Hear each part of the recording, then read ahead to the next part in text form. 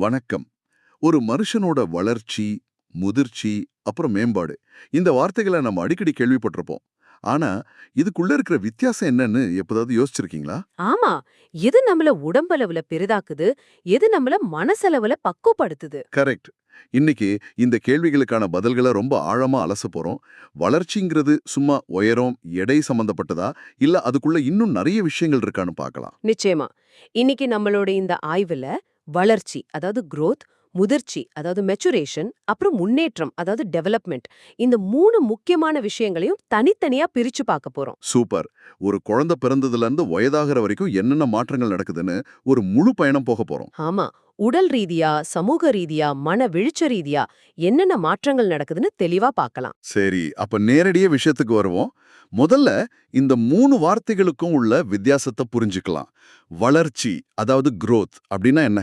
வளர்ச்சிங்கிறது ரொம்ப சிம்பிள். எதெல்லாம் நம்மால அளக்க முடியுமோ அது வளர்ச்சி. அளக்க முடியுமானா? அதாவது ஒரு குழந்தையோட உயரம், எடை, அப்புறம் கை, கால் மாதிரி உடல் உறுப்புகளோட அளவு பெருசாகிறது. இதெல்லாம் வளர்ச்சி. உதாரணத்துக்கு ஒரு குழந்தை பிறக்கும்போது ஒரு 3.25 கிலோ இருக்குன்னு வச்சுக்கோங்க. ம். 2 வருஷத்துல அது 11 கிலோ ஆகுறது தான் வளர்ச்சி. இது சுத்தமா உடல் சம்பந்தப்பட்டது. ஓகே, இது புரியுது. வளர்ச்சிங்கிறது ஒரு ஹார்ட்வேர் அப்கிரேட் மாதிரி. அப்போ முதிர்ச்சி, அதாவது மெச்சுரேஷன்னா என்ன? அது இதிலிருந்து எப்படி அளதா? இது ஒரு அருமையான கேள்வி. முதிர்ச்சிங்கிறது நம்ம மரபணுவிலேயே புரோகிராம் செய்யப்பட்ட ஒரு விஷயம். புரோகிராம் செய்யப்பட்ட விஷயமா? ஆ அதுக்கு எந்த ஒரு பயிற்சியோ முயற்சியோ தேவையில்ல. அது சரியான நேரத்துல தானா நடக்கும். இது உடலியல் சார்ந்தது.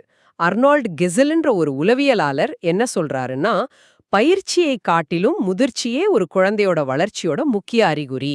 ஒரு நிமிஷம். அப்போ ஒரு குழந்தைக்கு நாம சீக்கிரமா நடக்க கத்துக் கொடுக்கணும்னு எவ்வளவுதான் முயற்சி பண்ணாலும், அதோட தசைகளும் நரம்பு மண்டலமும் அதுக்கு தயாராகிற வரைக்கும் பிரயோஜனம் இல்லையா? கிட்டத்தட்ட அப்படிதான். 4 வயசுல ஒரு குழந்தையோட மூளை 80% வளர்ச்சி அடைஞ்சிருது. 8 வயசுல 90%. இதுக்கெல்லாம் காரணம் முதிர்ச்சி தான். அது தானா நடக்கும். வாவ்! இப்போ முன்னேற்றம், அதாவது டெவலப்மெண்ட் பத்தி பேசலாம். இதுதான் எல்லாத்தையும் உள்ளடக்குன ஒரு பெரிய விஷயமா தெரியுதே. மிகச்சரியா சொன்னீங்க. முன்னேற்றங்கிறது ஒரு தொடர்ச்சியான, ஒரு ஒழுங்கான முறையில நடக்கிற மாற்றங்களோட ஒரு தொகுப்பு. ஓகே. இதுல வளர்ச்சியும் அடங்கும், முதிர்ச்சியும் அடங்கும். ஆண்டர்சன் ஒருத்தர் சொல்ற மாதிரி, முன்னேற்றம்னா வெறும் இன்ச் கணக்குல வளர்றது மட்டும் இல்ல, திறமைகளை வளர்த்துக்கிறதும் தான். திறமைகள்னா? உடல், அறிதல், செயல், மனவெழுச்சி, சமூகத் திறன்கள்னு இதுக்குள்ள 5 முக்கியமான பரிமாணங்கள் இருக்கு. சூப்பர். சரி, இப்போ ஒரு மனுஷனோட வாழ்க்கை பயணத்துல என்னென்ன நிலைகள் இருக்கு? பிறக்கறதுக்கு முன்னாடியே அந்த வளர்ச்சி ஆரம்பிச்சிடுமா? நிச்சயமா. மனித வளர்ச்சி 2 முக்கிய பிரிவா பிரிக்கப்பட்டிருக்கு. ஒன்னு பிறப்பிற்கு முந்தைய நிலை, அதுல என்னென்ன ஸ்டேஜஸ் இருக்கு? கருவுற்ற நிலை, அப்புறம் முழைய நிலை, அதுக்கப்புறம் 9 வாரம் முதல் பிறப்பு வரைக்கும் இருக்கிற பிண்ட நிலை. இது எல்லாமே பிறக்கிறதுக்கு முன்னாடி. அப்போ பிறந்ததுக்கு அப்புறம் அதுதான் நமக்கு தெரிஞ்ச ஸ்டேஜஸ். ஆமா, பிறந்ததுக்கு அப்புறம் இருக்கிற நிலைகளை வரிசைப்படுத்தலாம். பிறந்ததுல இருந்து 3 வயசு வரைக்கும் குழவி பருவம், ம். அப்புறம் பிள்ளை பருவம். இதுல முன்பிள்ளை பருவம், அதாவது 3ல இருந்து 6 வயசு, பின்பிள்ளை பருவம் 7ல இருந்து 10 வயசுன்னு 2 பிரிவு இருக்கு. அடுத்து? அடுத்து வர்றது தான் ரொம்ப முக்கியமான கட்டம், குமரப்பருவம், அதாவது அடலசன்ஸ், 11ல இருந்து 19 வயசு வரைக்கும். இந்த வயசுல தான் நிறைய குழப்பங்கள், போராட்டங்கள் எல்லாம் இருக்குன்னு சொல்லுவாங்க இல்லையா? கரெக்ட். லத்தீன் மொழியில இந்த வார்த்தைக்கு முதிர்ச்சியை நோக்கி வளர்தல்னே அர்த்தம். இந்த வயசுல தான் உணர்ச்சி போராட்டங்கள் ரொம்ப அதிகமா இருக்கும். நண்பர்களோட தாக்கம் ஜாஸ்தியா இருக்கும். அதுக்கப்புறம்? 20ல இருந்து 50 வயசு வரைக்கும் முதிர் பருவம், 50 வயசுக்கு மேல முதுமை பருவம்னு வாழ்க்கை தொடருது. ஓகே. இப்போ வளர்ச்சியோட வெவ்வேறு வகைகளை பத்தியும் இன்னும் கொஞ்சம் ஆழமா பார்க்கலாம். முதல்ல சமூக மற்றும் மனவெழுச்சி வளர்ச்சி. ஒரு குழந்தை எப்படி மத்தவங்களோட பழக கத்துக்குது? சமூக வளர்ச்சிங்கிறது ஒரு குழந்தை மத்தவங்களோட எப்படி பழகுதுங்கிறத பத்தி. எரிக்சனோட கோட்பாடு இது ரொம்ப அழகா சொல்லுது. ஒவ்வொரு வயசுலயும் குழந்தைங்க ஒவ்வொரு விதமான சமூக உறவை எதிர்கொள்றாங்க. உதாரணத்துக்கு? 2 வயசுல பெத்தவங்க கூட, 6 வயசுல நண்பர்கள் கூடன்னு அவங்களோட உறவு வட்டம் வெளிவாகிட்டே போகும். சரி, அப்போ மனவெழுச்சி வளர்ச்சி, அதாவது எமோஷனல் டெவலப்மெண்ட், பயம், கோபம், சந்தோஷம் இதெல்லாம் எப்படி உருவாகுது? இது ரொம்ப சுவாரஸ்யமான விஷயம். பிரிட்ஜஸ்ங்கிற ஆய்வாளர் என்ன சொல்றாருன்னா, பிறக்கும்போது குழந்தைங்க கிட்ட பொதுவான ஒரு மனவழற்சி மட்டும்தான் இருக்குமா, ஒரு வேறுபடுத்தப்படாத கிளர்ச்சி நிலை. அப்படியா? ஆனா பசியில் அழறதுக்கும் பயத்துல அழறதுக்கும் வித்தியாசம் தெரியுதே. நமக்கு தெரியுது. ஆனா அந்த குழந்தைக்கு இது பசி, இது பயம்னு பிரிச்சு பார்க்க தெரியாது. காலம் போக போகத்தான் அந்த பொதுவான உணர்ச்சி தனித்தனி உணர்ச்சிகளா பிரிய ஆரம்பிக்குது. ஓ, இப்ப புரியுது.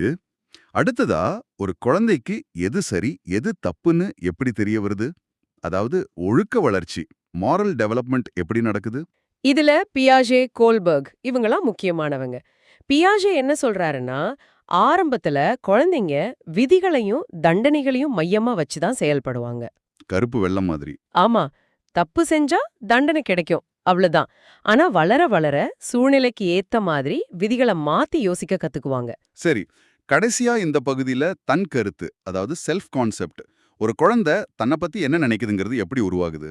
தன் கருத்துனா ஒரு குழந்தை தன்னோட உடைமைகள், திறமைகள், உணர்வுகள் பத்தி உருவாக்கிக்கிற ஒரு பிம்பம். இது என்னோடதா அது உன்னோடதுன்னு சண்டை போட ஆரம்பிக்கும் போது இது தொடங்குதா? கரெக்டா சொன்னீங்க. இது என்னுடையது, இது என்னுடையது அல்லன்னு எப்போ ஒரு குழந்தை பிரிச்சு பாக்குதோ அப்போதான் நாங்கிற உணர்வு உருவாகுது.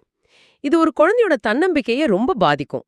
சரி, இப்போ உளவியலோட ஒரு மிகப்பெரிய விவாதத்துக்கு வருவோம். நம்மள உருவாக்குறது நம்மளோட மரபணுக்களா இல்ல நாம வளர்ற சூழ்நிலையா? Nature or nurture? இந்த ஆதாரங்கள் என்ன சொல்லுது? இந்த ஆதாரங்கள் ரொம்ப தெளிவா ஒரு விஷயம் சொல்லுது.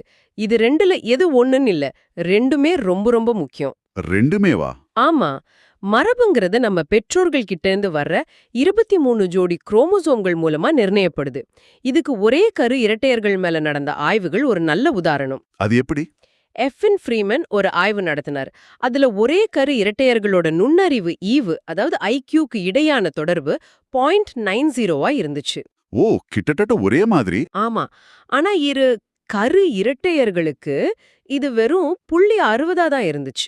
இது மரபோட பங்கு எவ்வளவு வலிமையானதுன்னு காட்டுது. மரபோட பங்கு வலிமையானதுன்னு புரியுது. அப்போ சூழ்நிலையோட பங்கு என்ன?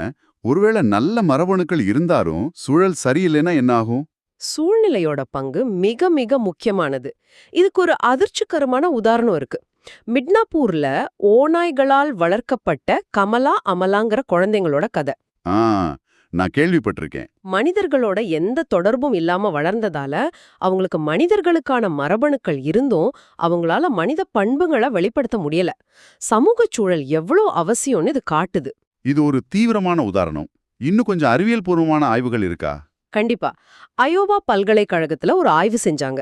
ரொம்ப மோசமான சூழல்ல இருந்த குழந்தைங்கள நல்ல வளர்ப்பு சூழலுக்கு மாத்துனாங்க. ம், அப்புறம்? கொஞ்ச காலத்துக்கு அப்புறம் பார்த்தப்போ அந்த குழந்தைங்களோட ஐக்யூ கணிசமா உயர்ந்திருந்தது. அப்போ ஒரு மனுஷனோட முழுமையான வளர்ச்சிக்கு மரபும் முக்கியம், சூழலும் முக்கியம்.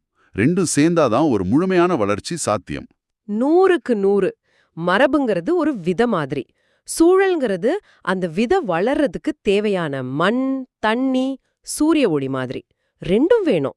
ஆக, இன்னைக்கு நாம வளர்ச்சி, முதிர்ச்சி, முன்னேற்றம் இதுக்குள்ள இருக்கிற நுட்பமான வேறுபாடுகளை பார்த்தோம்.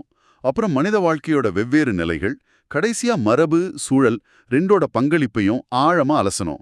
ஆமா, இதிலிருந்து நாம எடுத்துக்க வேண்டிய முக்கியமான விஷயம் என்னன்னா, மனித மேம்பாடுங்கிறது ஒரு சிக்கலான பல பரிமாணங்கள் கொண்ட பயணம்.